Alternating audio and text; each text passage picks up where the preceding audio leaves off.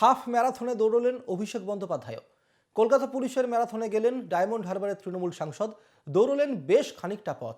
অংশগ্রহণকারীদের উৎসাহ দিলেন তৃণমূল সাংসদ।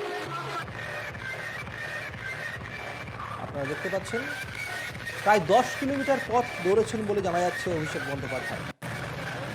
এবং সেখানে যারা হাফ ম্যারাথনে অংশগ্রহণ করেছিলেন তাদেরকে উৎসাহ দেওয়ার জন্যই মূলত তৃণমূলের সাংসদ সেখানে উপস্থিত হয়েছিলেন।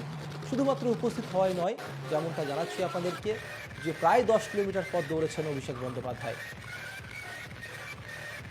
আর কলকাতা পুলিশের তরফ থেকে হাফ ম্যারাথনের আয়োজন করা হয় এবং সেই হাফ ম্যারাথনে অংশগ্রহণ করতে একদিকে যেমন ছিলেন বিভিন্ন পুলিশের উচ্চপদস্থ কর্তারা, ছিলেন বিভিন্ন ট্রলি তারকারা, তেমনই ছিলেন অভিষেক বন্দ্যোপাধ্যায়।